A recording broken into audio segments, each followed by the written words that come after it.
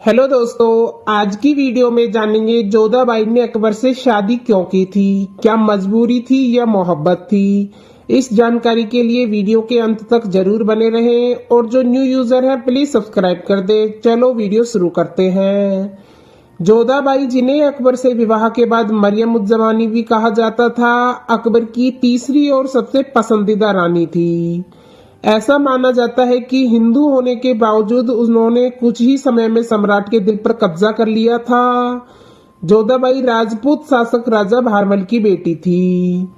उनका पहला नाम हीरा कुमारी था। यदि आप इतिहास पर नजर डालें तो राजनीतिक लाभ के लिए राजपूतों द्वारा मुगलों के साथ वैवाहिक संबंध बनाने के कई उदाहरण हैं।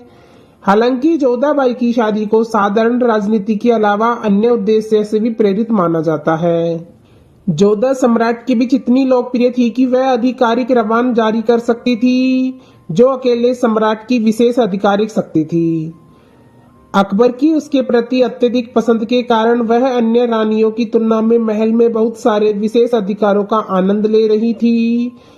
अपनी शक्ति से उन्होंने देश भर में कई मस्जिदें, उद्यान और कुएं बनवाए थे। अकबर की पहली और दूसरी रानियां अर्थात रुकैया बेगम और सलीमा सुल्तान बेगम निसंतान थी।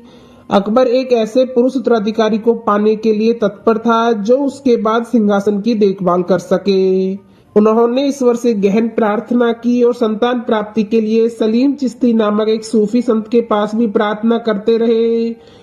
संत का आशीर्वाद और भविष्यवाणी केवल जोधाबाई के माध्यम से सच हुई, जिन्होंने एक बेटे को जन्म दिया जिसका नाम सूफी संत के प्रति कृतज्ञता के रूप में सलीम रखा गया।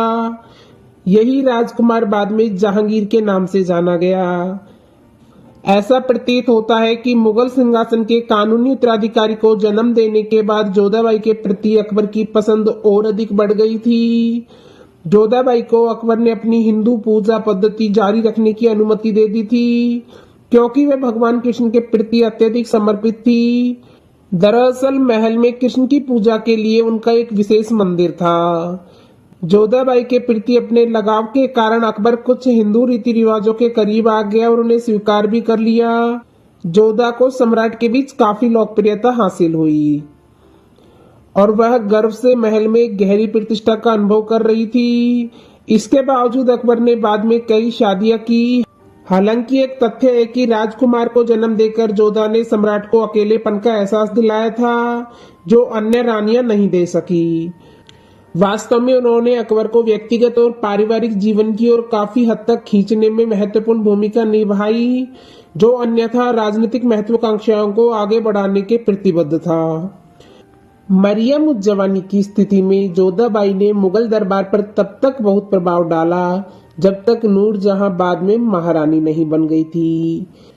एक रणनीतिक कदम में जोधाबाई ने राजा भगवान दास की बेटी और मानसिंह की बहन मानवती के साथ राजकुमार सलीम जहांगीर का विवाह करवा दिया और मुगलों और राजपूतों के बीच वैवाहिक संबंधों को जारी रखने की भी व्यवस्था की थी।